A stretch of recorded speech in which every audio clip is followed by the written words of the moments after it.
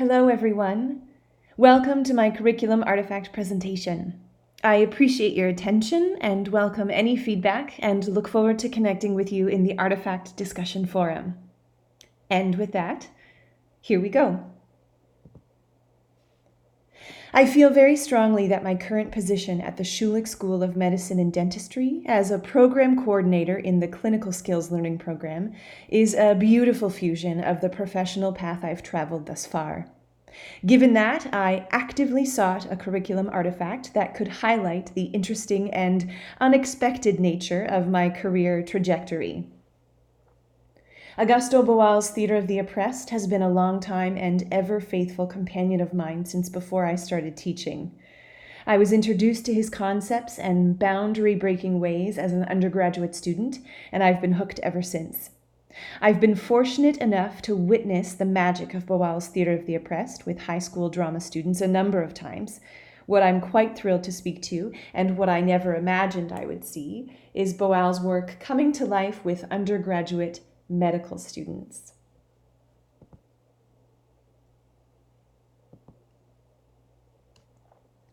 Broadcast daily around the world, Democracy Now! Reports on breaking daily news headlines as well as in-depth issues. The personalities interviewed offer tremendous, often provocative insight on pressing global matters. This interview was recorded in June 2007, but did not air until the announcement of Boal's death in May 2009.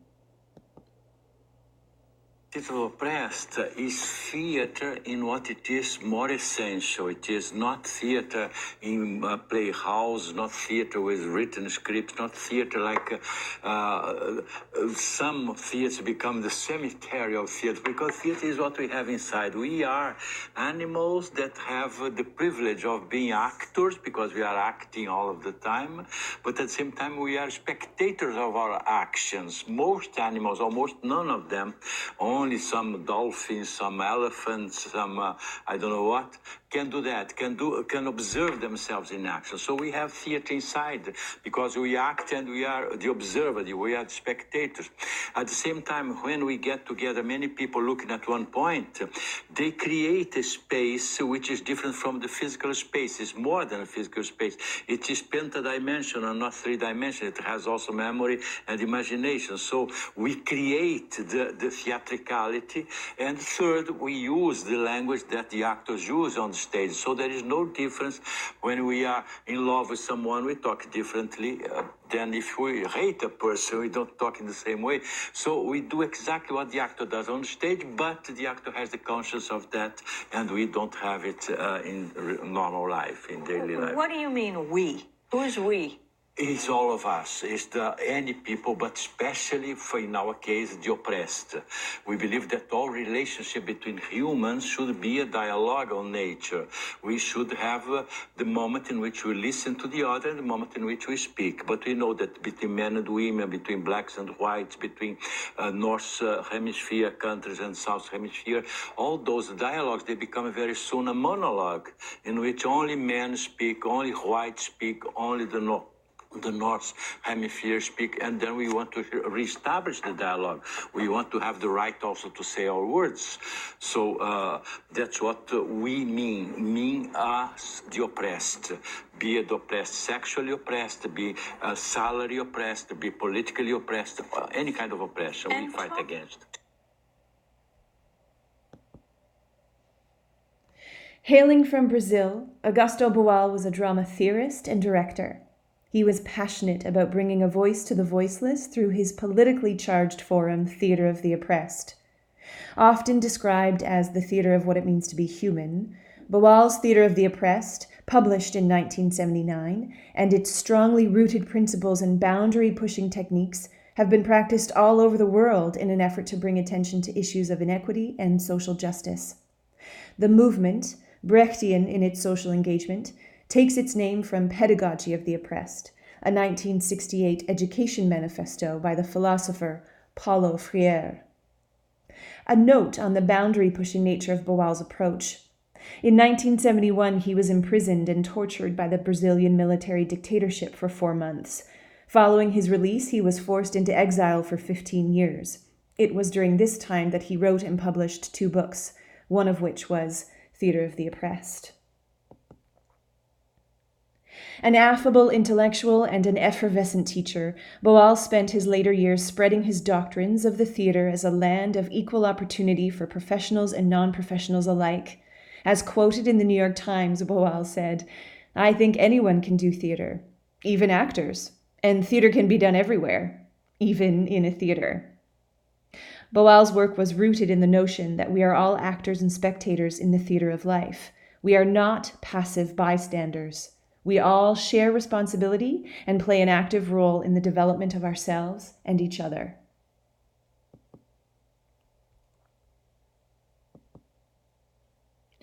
A number of the techniques Boal coined are diversely transferable, even for a former secondary drama teacher, now human simulation program coordinator for undergraduate medical students.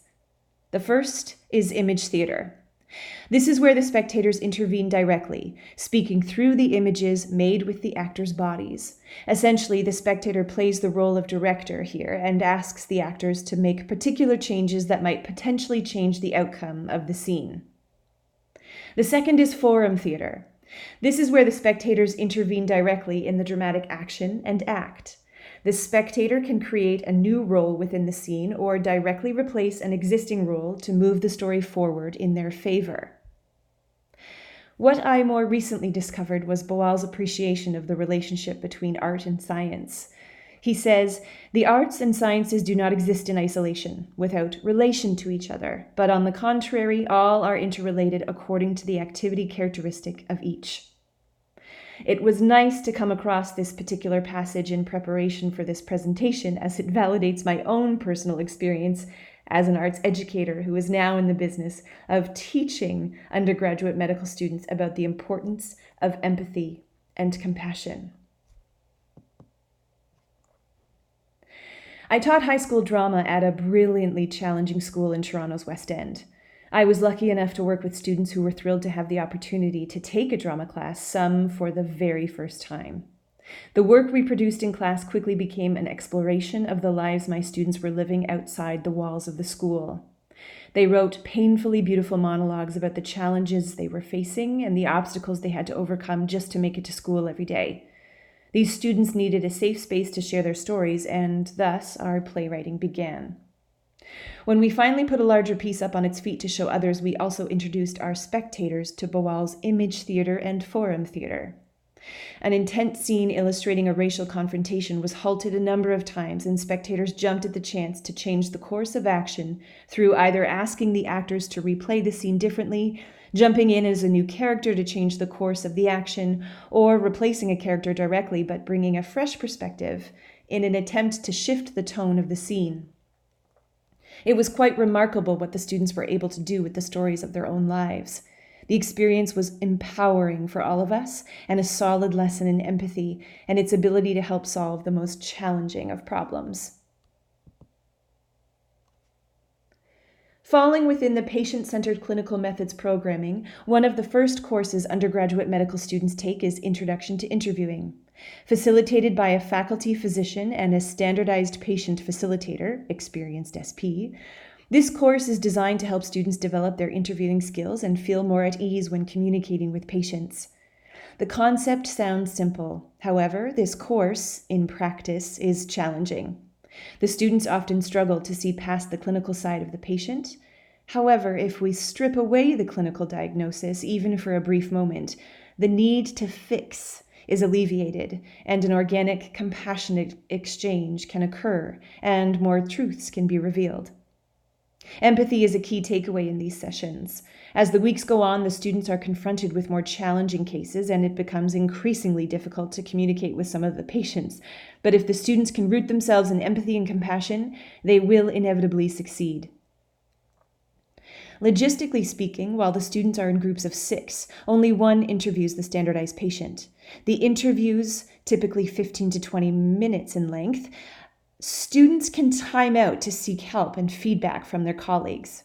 Occasionally, should a colleague have a solid idea to bring the interview back on track, at times they can go off the rails, that person can jump in and pick the interview up where the other student left off. This is forum theater at its best. The students are actively participating as spectators and bearing witness to the development of the actors.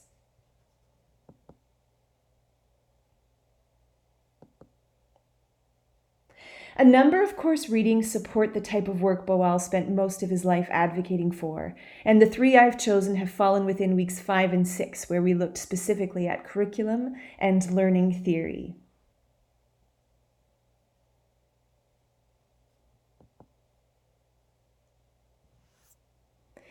In Bloom's Patterns That Connect, he quotes Mary Catherine Benson. Looking for the patterns that connect us across cultural and individual barriers may be a solution. Revealing such patterns requires empathy and openness. What common sense of humanity do we share? What things do we care about and share in common? Benson also says that learning occurs when various experiences and ideas interconnect as they spiral together over time. Such an approach can be established by providing students with opportunities to engage in learning experiences and lines of inquiry arising from common overarching topics or questions. However, these experiences need to have common grounding in critical reflection, where students can ponder and discuss their insights and understandings. Theater of the oppressed and the concepts I've explored here, image theater and forum theater, have at their core the primary goal of teaching and evoking empathy. Furthermore, these concepts do not exist, nor are they fully complete, without the opportunity for all involved to discuss what unfolded. Time to deconstruct and reflect as a group and individually are essential elements in solidifying learning through this modality.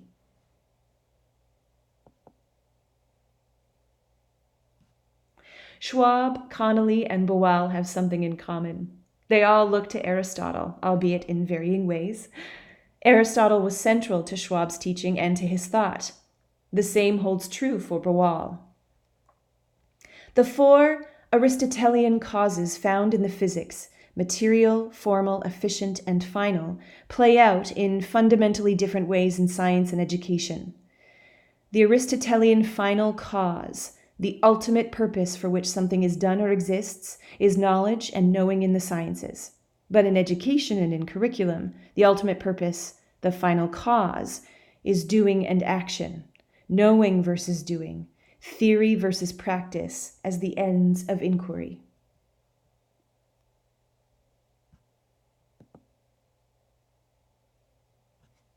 Michael Young states, questions about knowledge and education always take us back to some of our most basic assumptions about what it means to be educated. It is, I suggest, not possible to think more than specifically about education without considering what it is we want students to learn and why. Education is never just a process.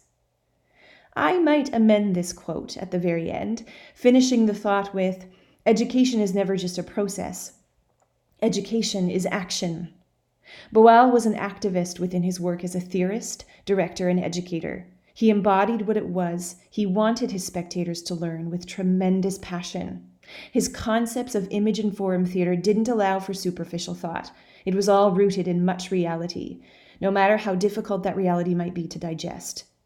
If we wish to think beyond that which is superficial when considering what our learners want to learn and why, we might have to dig deep and explore territory that is uncomfortable to us as educators, but perhaps that's where the magic really happens.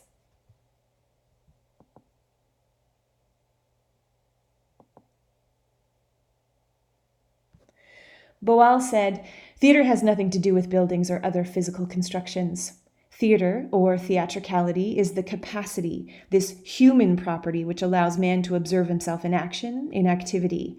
Man can see himself in the act of seeing, in the act of acting, in the act of feeling, the act of thinking.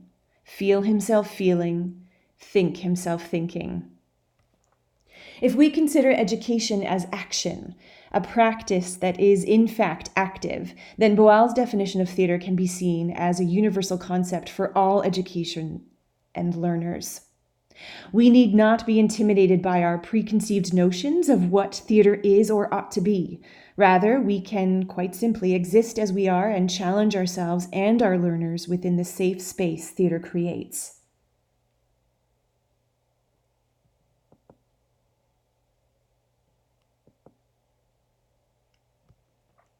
I encourage you to consider the following. Given Boal's wide-ranging and all-inclusive definition of theater, might there be instances of accidental theater in your own learning context?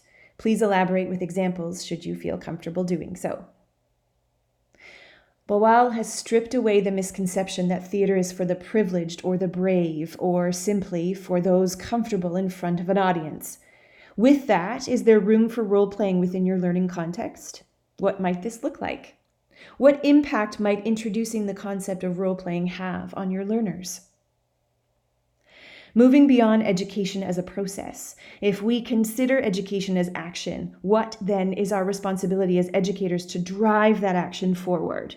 Are we bound to the curriculum in our respective subject areas, or do we owe it to our students to honor their voices within reason and explore what it is they want to learn and why? Thank you for your time. Thank you for your consideration. And I look forward to corresponding with you more in the discussion forum.